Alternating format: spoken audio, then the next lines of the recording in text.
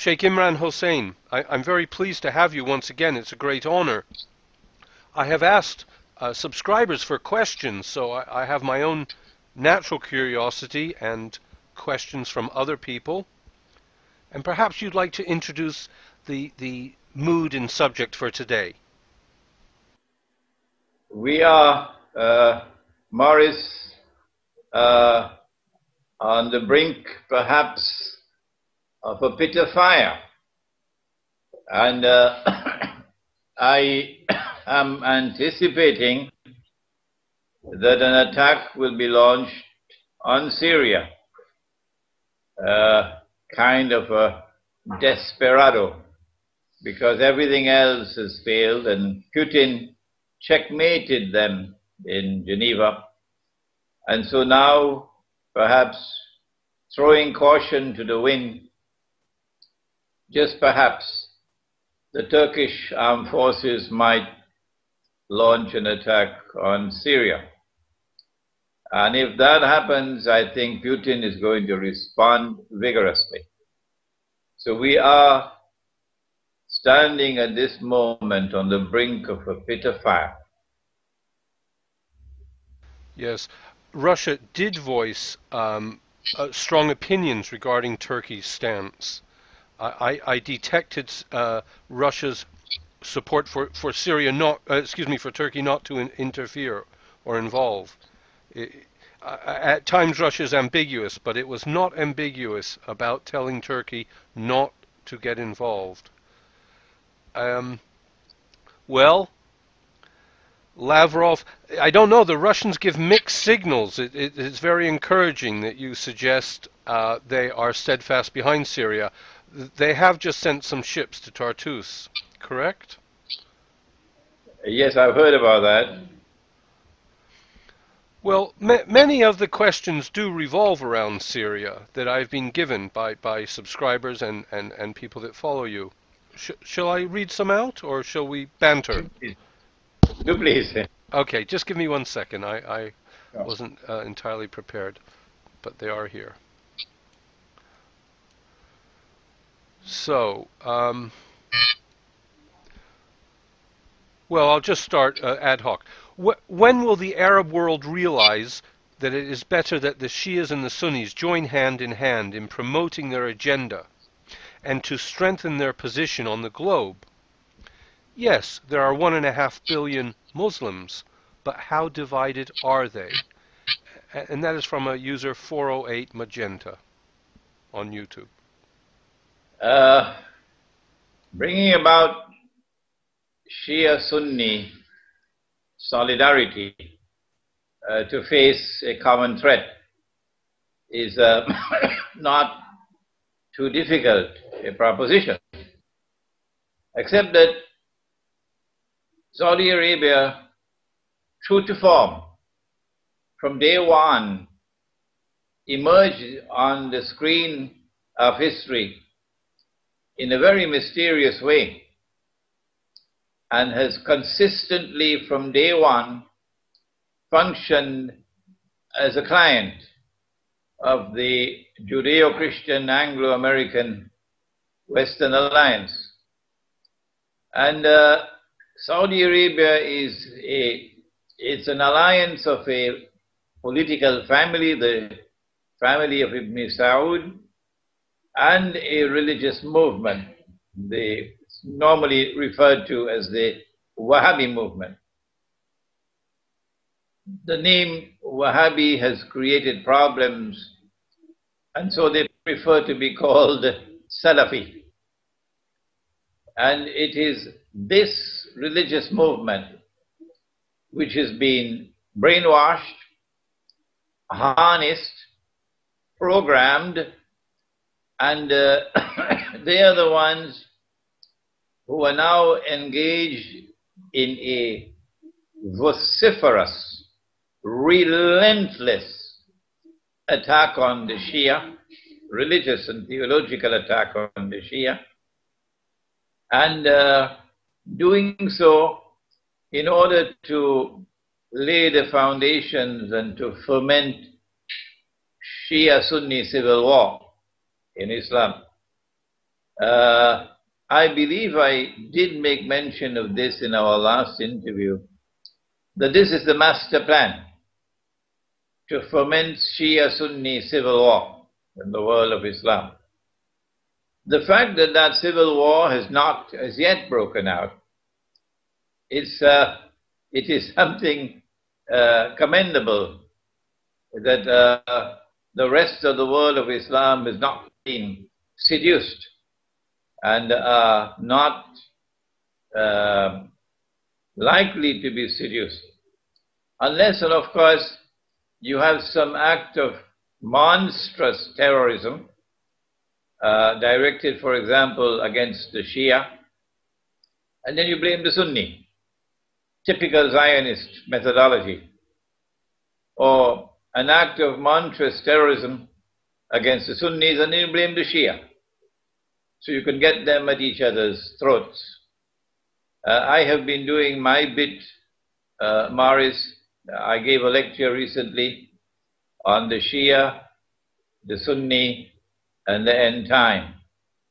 And in that lecture, I pleaded for us to recognize this master plan of seeking to foment Shia-Sunni civil war in the world of Islam, and that we should try to ensure that we do not fall into that trap.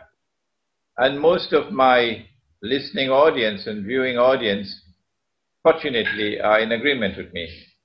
So I have not lost hope. I believe that there is hope that we can avert Sunni-Shia civil war in Islam. They have been successful in the sectarianism of everywhere, Iraq, now Syria. I mean, it is a tactic used. And you said Saudi from the day one, but I believe there was a King Fahd in the 1980s who was actually revered quite highly, and he was assassinated, yes? That's Faisal. Excuse me. Yeah, that was King Faisal. Yes, we hold him in high esteem because he broke ranks with his family. When Israel attacked in 1967, the surprise attack that took the Egyptian Air Force on the ground and destroyed it, Faisal, that war, of course, saw Egypt and Syria and Jordan defeated. Faisal quickly mended fences with Jamal Abdel Nasser. Remember they had a war, a proxy war in Yemen. Saudi Arabia was supporting one side of the war, and Egypt was supporting the other side. But Faisal moves quickly to mend fences with Nasser, and then to prepare the Arabs for the war of 1973. And in 1973, he was hoping, this was his prayer, that I want to pray in a free Jerusalem, because Israel took East Jerusalem in 1967. So this was a change on the part of the Saudi leadership when Faisal was able to mend fences and build a common bloc. And then in 1973, he went more than that. In 1973, he imposed the oil embargo on the United States. But Kissinger outwitted him. The price of oil rose about 400% as a consequence of that war. The US dollar fell in value by 400% within 1 week, in consequence of that war and the imposition of an oil embargo. But Faisal then went on to forge an alliance with Zulfikar Ali Bhutto in Pakistan. And they then, both of them, achieved the significant success of hosting and organizing the Lahore Islamic Summit Conference in February 1974, and that was a threat that the world of Islam was coming together as a united body. And the Western world and India didn't like that one bit. So the conference took place in February 1974, and India responded 2 months later. Indira Gandhi ordered the first nuclear explosion, and India joined the nuclear club 2 months later to send a message to the world of Islam that we're not going to tolerate your coming together as a united body in the Lahore Islamic Summit Conference. They then responded to that conference in typical Zionist fashion in plotting the assassination of Faisal the next year in August 1975. And as soon as Faisal was assassinated, the Saudi family turned U-turn and returned to the Western camp and has remained there since then as a client state. 2 years later, Zulfikar Ali Bhutto was also overthrown in Pakistan. And so these two major figures who had successfully organized the world of Islam in 1974 in that historic Lahore Islamic Conference were both removed. It is because of this that Faisal has continued to be recognized as someone different from the rest of the Saudi leaders. And we always pray for mercy on his soul. And I've heard you give a lecture on the fact that OPEC was formed with the condition that oil would be traded in dollars. And this, I think, is how you mean he was outwitted. He was outwitted, yes. He was outwitted. Kissinger was brilliant, diabolically brilliant, in that he was able to successfully persuade and convince Faisal that the price of oil is going to go up and up and up and up, and you're going to be getting more and more wealthy beyond your wildest dreams. All that you have to do is to peg the sale of oil to the US dollar. This, of course, is in conflict with the law of Islam. But OPEC was formed as a cartel, and that was also in conflict with the law of Islam. And to violate the free and fair market by insisting that you cannot buy oil other than with US dollars, the bogus and fraudulent US dollar was a great coup on the part of Kissinger, because the US dollar, after 1971, September 71, when Kissinger took it off the gold standard part of Bretton Woods, the US dollar was in a vulnerable position. And as a consequence of this skillful work on the part of Kissinger in getting the Arabs to agree through Faisal to sell oil for to sell oil for the US dollar. And that was the birth of something came to be known as the petrodollar. And that petrodollar kept the US flying high for the next 30, 40 years. Yes. Flying high in B-52s. I have more questions here. Does the Sheikh think the crisis in Syria has caused the foretold split between Gog and Magog? Anonymous question.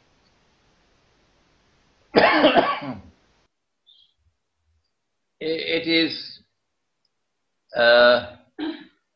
is clear that Gog and Magog are now moving in the direction of a head-on collision, which we anticipated. Gog being the Anglo-American Zionist alliance, which has NATO as its military arm, and Magog being Russia, but Russia is also Christian Russia. There are two Russias there. And that conflict between Gog and Magog which is most likely to be one of the use of nuclear weapons, appears to me to be now inevitable. Inevitable. It's just a matter of time. So yes, my answer is yes indeed. Gog and Magog are now moving towards a head-on collision. And it's the Syrian crisis that has speeded this up. Our eschatology, Islamic eschatology, places the area of Syria and Turkey as the most volatile region of the world and the one which is going to witness the Great War. Okay, I move on. This question is from a user DinaPoli123. It seems more and more clear that the Islamists, such as the Muslim Brotherhood and the NTC in Libya, the rebels in Syria, the Islamists in Pakistan, all are working together with the Zionists. It seems after every overthrow of these Arab regimes, the governments are more open to Western influence and to invite the capitalists into their country. No, I don't think that is entirely correct. The world of Islam is not homogeneous. I have identified one sectarian movement that used to be called the Wahhabis, who are being exploited and used by a Pied Piper. And that Pied Piper plays the tune and they dance to the tune because they are deficient in understanding. They do not understand that they're being taken for a ride. The reason why the Zionists want these so-called Islamic governments in power around Israel is because these so-called Islamic governments can then be manipulated by remote control to act in a way that will provide Israel with casus bellum. Israel wants to wage a big war which will decimate the Arab population around the Holy Land, bring about a substantial reduction in the population of the Arab world. But Israel does not want to wage that big war and appear as an aggressor. So she needs an excuse. And that excuse was manufactured and it is emerging. It began with the Arab Spring and then predictably with the emergence of so-called Islamic governments. But the stumbling block in the way is Syria. And if they do not succeed in Syria, their plans will go to naught, all fall down. So Syria is do or die for them. They cannot afford to fail. And this is why Hillary Clinton is now hysterical. The Russia and China will pay a horrible price. Reading between the lines, I believe it's a Turkish invasion of Syria that's coming, but I can be wrong. And so the bottom line is that the so-called Islamic governments emerging as part of a plan that will allow Israel to declare that we are now under grave threat, that Islam is rising in the world, and Islam constitutes a menace to Israel and to mankind. And that seems to be the plan at work. But not all Muslims are like that. There are many, many Muslims who detest the Zionists and detest the Anglo-American oppression, it's NATO oppression of mankind, and long for freedom. And likely to turn in a friendly way to Putin, to forge an alliance with Russia in order to confront a common enemy.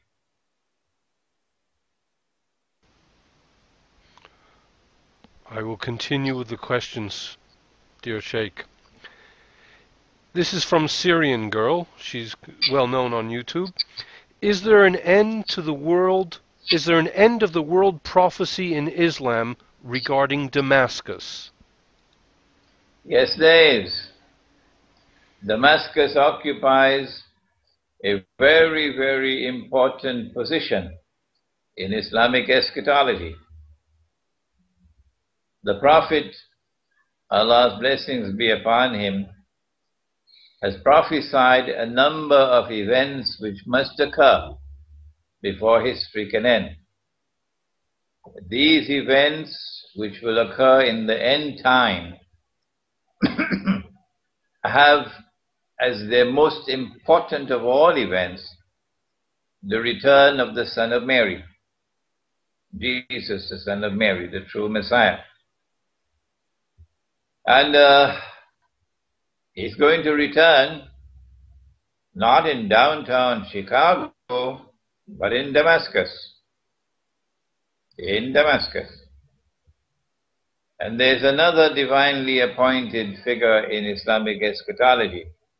You may have heard of the Imam al-Mahdi, one of the supreme figures of the Shia, but also accepted by the Sunni.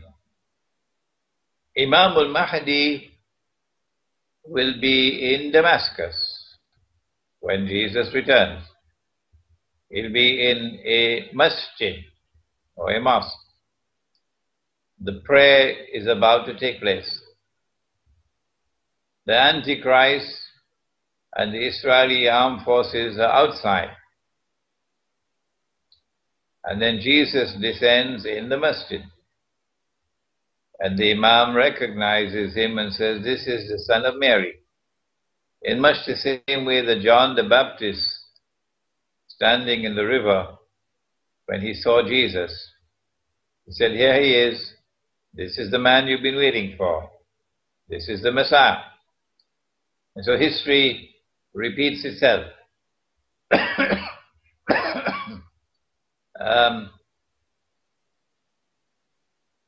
The Prophet said, Allah's blessings be upon him, about the Great War, otherwise known as Armageddon, but we have a different word for it. It's called the Malhama. It's going to be fought by an army which is going to come out of Medina. But Medina means city. So you have the Medina of Chicago, and you have the Medina of New York, and you have the Medina of London. But there's one city in the world which is known as Medina of the Prophet, Madinatun Nabi, which is in Saudi Arabia. So sometimes when the word Medina is used, it is confused with that Medina in Saudi Arabia. But in this particular case, it's the city. It does not identify the city. But the scholars who have studied the subject identify it as Damascus. That out of Damascus will emerge an army which is going to confront Rome. And in our last interview we did take up the subject of Rome. That there was a Rome which was in Rome, in Italy, which was pagan. And then Constantine took it to Constantinople. And that became the second Rome, which was Christian. And then subsequently, some centuries later, Rome then became Christian, discarding its pagan roots. And then when Constantinople was conquered in 1453, Rome then went to Moscow. So in the Quran, when the Quran was revealed, Rome was Byzantium. But prior to the Quran, Rome was in Italy, Rome. So we now have two rooms. We have one which is Eastern Christianity, Byzantium, which has Russia as its headquarters, and a man named Putin is the new emperor of Byzantium. When he visited Israel recently, he was hailed as the new emperor of Byzantium. And then we have the other room, which was pagan, and now is Roman Catholic and Protestant, the Western one. So we have to face an enemy called Rome, which is going to land in that area between Turkey and Syria. And when the armed forces land over there, then this army is going to come out of Damascus to face them. And that's a big war, which we will win. We'll defeat them. And when we defeat them, that Muslim army will then go on to conquer Constantinople.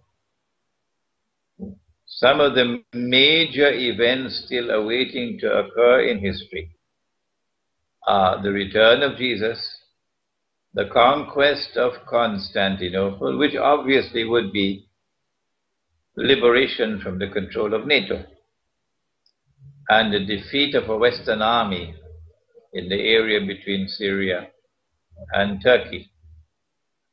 And all of these have Damascus as their central point. So Damascus does play a very central role in Islamic eschatology. Thank you for clarifying that. At one point I thought you were talking about a Damascus army going to fight Rome, which is Russia, but you clarified that. So I'll move on to more questions. There have been increasing rumors and signs of a Zionist attack this summer in the London Olympics and the Big Ben. What is your opinion on this matter? What advice would you give to the people living in the UK? This is from a subscriber of the YouTube channel Daring Dean, and he lists all of your videos. So he forwarded this question.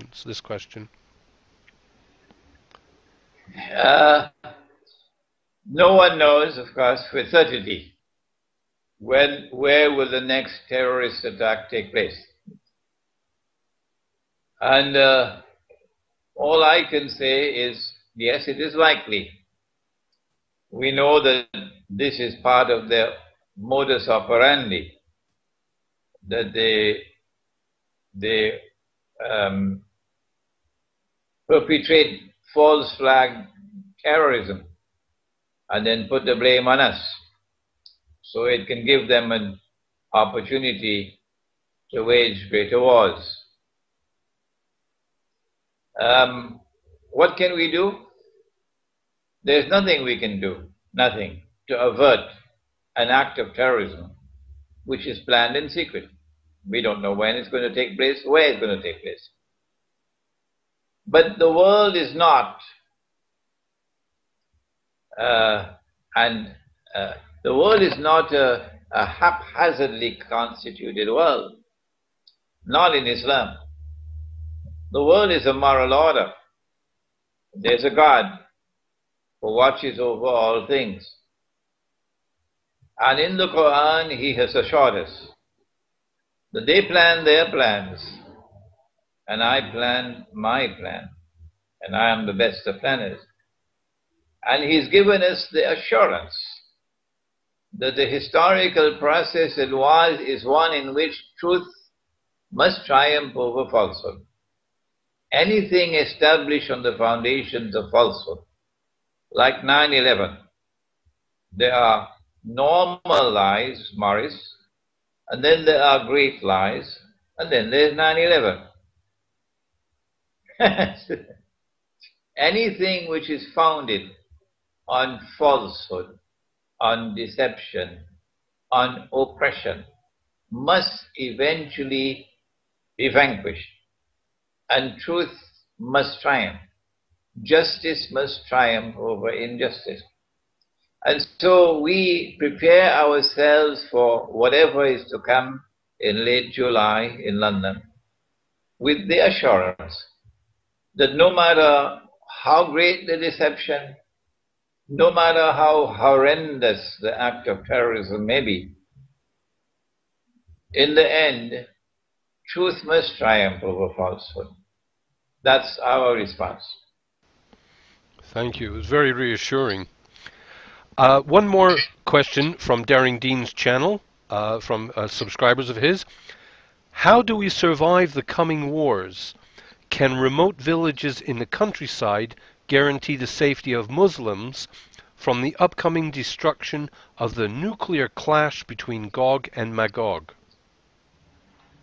I think the people who are most vulnerable to be wiped out in the coming nuclear war are those resident in North America and Europe. They're likely to be wiped out. And that's because I believe the Zionists have already exploited modern Western civilization to get all that they needed to get from them. They've used them as guinea pigs to fight their wars for them. And now that Israel is poised to take over from the United States as the next ruling state in the world, it is becoming increasingly inconvenient for Israel to have this baggage on its shoulders, modern Western civilization. The modern Western man has a kind of a mysterious energy in him, intellectual energy. If you look at every single branch of knowledge, modern Western man has extended the frontiers of knowledge. If you look at the Olympic Games, modern Western man is winning all the medals. If you look at military power, modern Western man has the greatest military power in the world today. So there's some kind of a mysterious energy in modern Western man, and of course woman. And if modern Western man opens his eyes and begins to see the reality that he has been exploited and taken for a ride by the Zionists, he's being used now as a guinea pig. As Western man opens his eyes and begins to understand the reality, he is already emerging as a formidable threat, more formidable than Muslims.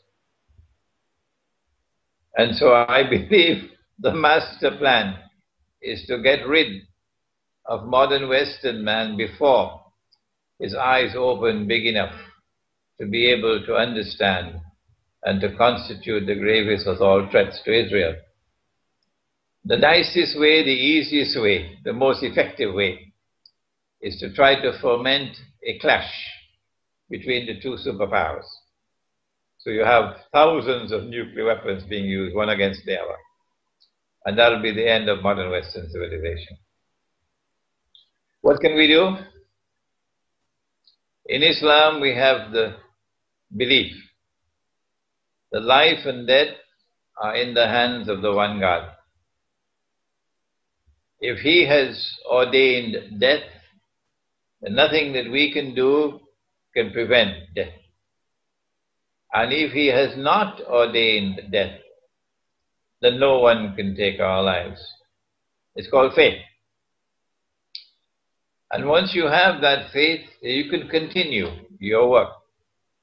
Regardless of what's happening in the world, you continue the struggle until the time comes for you to lay down your burden and go into the earth. But it is permissible for you to make a hijrah or migration, to try to move from a place where there is greater danger to a place where there is greater security. And the most vulnerable place in the world to be today, and for the next 20 years or so, would be in the mega cities. The mega cities. So if you want to survive, your chances are much better if you get out of London and New York and Paris and Chicago and New Delhi in Karachi, in Jakarta, and go to the countryside. The more remote the countryside, the better. And produce your own food, because food is increasingly becoming contaminated, becoming more garbage than food. And produce your own food and become self-sufficient in food and in water. And this is your best way of surviving. Words of wisdom, dear Sheikh. Let me move on. More questions. Before you move on, yes. Yes. Are you still going to remain in London? I am going to the countryside 2 or 3 times a week. I have found an oasis. There are videos on my channel just recently on farms. I'm trying very hard to get out, and I meet people in the city that are unhappy in the city. It's not easy to move to the countryside. It takes a new mental approach as well. But before you move, find a wife, please. Don't go to the countryside alone. Oh, inshallah, I wish. I wish. You never know. When it rains, it pours. Okay, boys. Look, I just have a comment now. It's not a question. It was a comment left on a video, and it grabbed my attention regarding Syria. This is a clear-cut war for Israel. Nothing else. Syria is one army which can take care of Israel. Every American has to look into this angle. Who is benefiting? Neither Saudi or Syria nor America, only one country, Israel. It's either luck for them or it is well played by them. Yes, I think this is correct. That the Zionists are at the root of the uprising. They're the ones who planned it long years in advance. But what is missing in that analysis is that Syria is not just another country for them. This is do or die for them. They must succeed in Syria, even if they have to open all the gates of hell. And that's about to happen, I believe. Yeah, I mean, I get to interview a few people, and they're very often against the Western interference in Syria. But they won't point a finger at Israel or the Zionists. They have to be kept out. You can talk about the CIA and the Americans and Hillary Clinton, that's no problem. But don't mention Israel or the Zionist plot. Okay, more questions, sir. I would like to know if he thinks Turkey has been secretly encouraging and supporting the anti-Assad terrorists from the beginning. I think this is from Coriana Green. I think she's asking, you know, how long have the Turkish people been, or government been, facilitating the insurrection? I think that the Turkish government I prefer to give them the benefit of the doubt and to think well of them in respect of their hearts, that their hearts are not corrupted. It is that the minds are brainwashed and that they're being used and manipulated in much the same way that modern Western civilization was used and manipulated for centuries. And only now is Western man opening his eyes and beginning to understand and realize true story. So too with the Turkish government. I believe that there was a sophisticated effort of brainwashing, and that at the heart of that effort of brainwashing was a Sufi religious movement based in, which has its headquarters in the United States. They have played a very sinister role. The Mustafa Kemal group of secular Turks already have an alliance with Israel, the Turkish armed forces. And essentially they're only nominally Muslims. They only have Islam by name. But the Turkish countryside was still Muslim. And it was that Turkish countryside which was targeted by this Sufi movement and brainwashed to produce this government. And this government in turn believes, I believe, that they're doing the right thing. What they did in Libya, they are convinced that they're doing the right thing and this is morally correct. And so it's a case of brainwashing. I don't think that the Turkish government may have been part and parcel from day one, but along the way they were taken on board. It is a Zionist plot from the very beginning, but the Turkish government and the Turkish armed forces were taken on board. Sorry, not the armed forces, the government. The armed forces may have been there long before, but the government was taken on board later. We don't know, we can't say when it happened, but most certainly, the Turkish government is now comfortable with NATO and comfortable that it's doing the right thing. And this is where the danger lies, that they can be convinced that if they give the approval for an armed invasion of Syria, that they'll be doing the right thing. But they're playing a wrong game, because I believe that Putin is going to respond in a manner which will surprise them for the rest of their lives.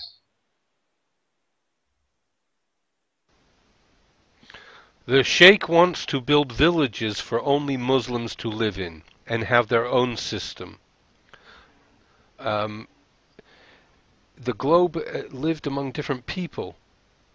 The Muslims have lived, I don't know what, I'm sorry, if somebody sees something bad taking place, he should not run and ignore it, otherwise he will be part of the problem.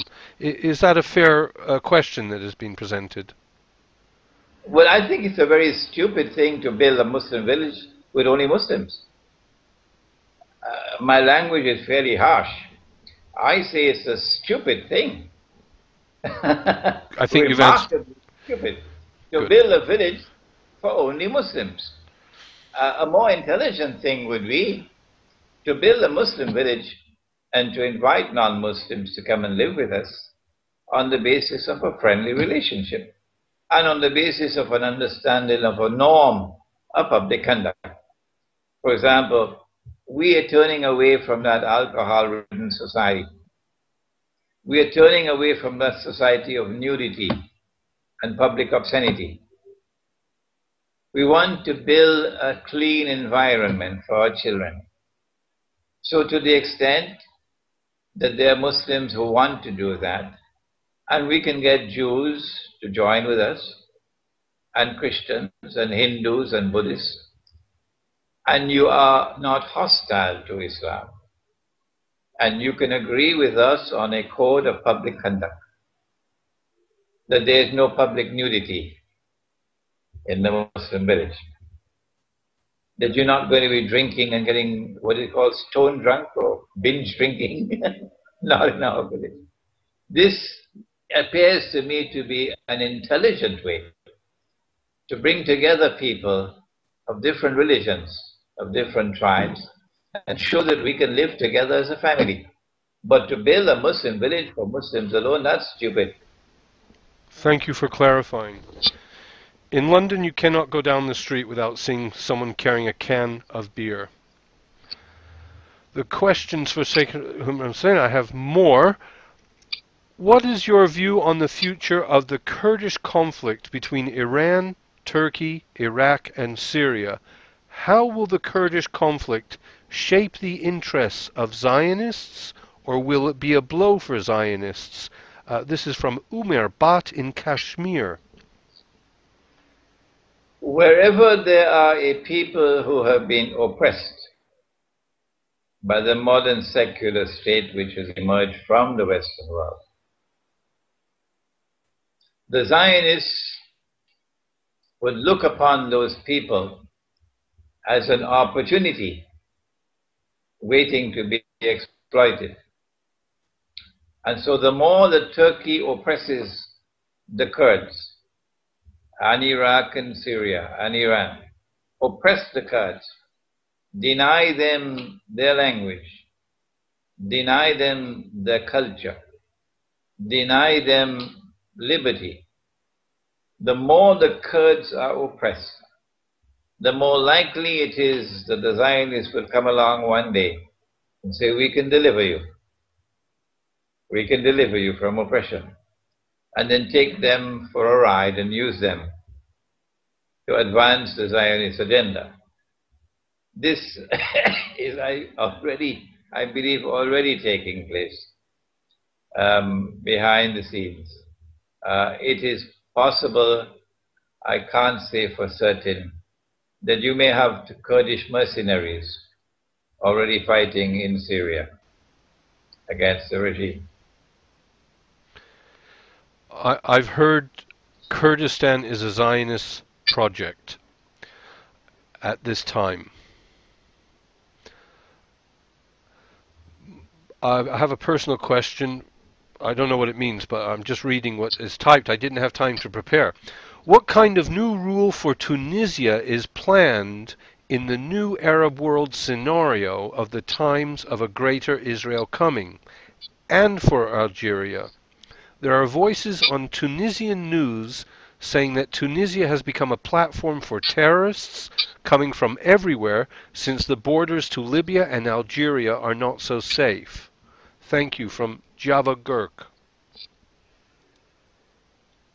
I am not, as they say in French, au courant with what's happening in Tunisia and Algeria and Morocco, because my attention has been focused elsewhere. But the master plan is working in the Islamic, so-called Islamic parties won the elections and have formed the government. But they are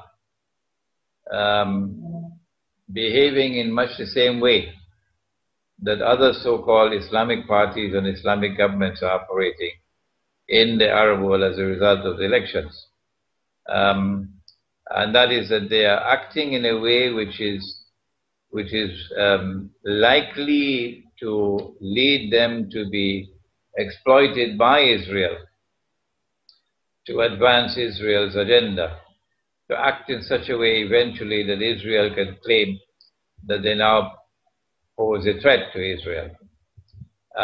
Beyond this, Maurice, I am afraid I can't comment other than superficially, because I have not been focusing my attention on that part of the world. Okay, perhaps I'll make this next question the last one. There are plenty more. Maybe I'll ask you something afterwards. Can you please ask the following question to Sheikh Imran? Today, Iran and Armenia, the first nation to adopt Christianity as its official religion, signed a security agreement. Does this signify what Imran has been predicting on Islam and Eastern Christianity will join hands? It's a positive sign when Iran can sign a security pact with Armenia. It's a positive sign because it is an event which is moving in the direction of the fulfillment of the prophecy of Prophet Muhammad, Allah's blessings be upon him, that you Muslims are going to make or forge an alliance with Rome. And Rome of the Quran, of course, is Byzantium, Eastern Christian world, and Armenia is part of that Eastern Christian world. But Iran has already forged close ties with Russia. And Pakistan is moving in like an old Ford, now and then, stop and go, but moving towards Russia. When the civil war takes place in Turkey, I believe we'll find Turkish alliance with Muslim Turkey, with Russia as well. The conquest of Constantinople can only have one military significance for me. A Muslim conquest of Constantinople to break the NATO grip on the city can only have one military significance, and that is that it opens up the Bosphorus for the Russian Navy to have free passage into the Mediterranean. I can't think of any other significant military implication. And so the security pact with Armenia makes sense. It makes sense, and I believe that Iran is moving in the right direction. What just happened? Pakistan, you mentioned it, and it has just opened the passage of NATO troops, it's whatever, NATO supplies again into Afghanistan. It, when so clearly the majority of the population are against it. What is the situation in Pakistan? The Pakistan Armed Forces succeeded in extracting the price that they wanted. It's a question of US dollars. And they got the US dollars that they wanted. I think it's more in excess of 1 billion US. In excess of 1 billion US. And they're now hoping that they can ride the tide of internal resentment in the country. But time will tell. Well, Sheikh Imran Hussein, seriously, I could talk to you for a lot longer, but we have been going an hour almost, and maybe we should stop here. Otherwise, I would gladly ask you, what is the ISI doing in Afghanistan? Is it supporting the Taliban? I have many more questions. I think it's better for us to stop now because there's just this much that our listening audience can digest. Yeah. And I don't know much about the ISI, and I don't use the name Taliban at all. I only speak about the authentic Islamic resistance to oppression in Afghanistan. Yeah. Well, I can't thank you enough, and I hope we have you more regularly. You're most welcome, Maris. Most welcome. Thank you, Sheikh Imran Hussein. Thank you. Bye-bye. Bye-bye. Thank you.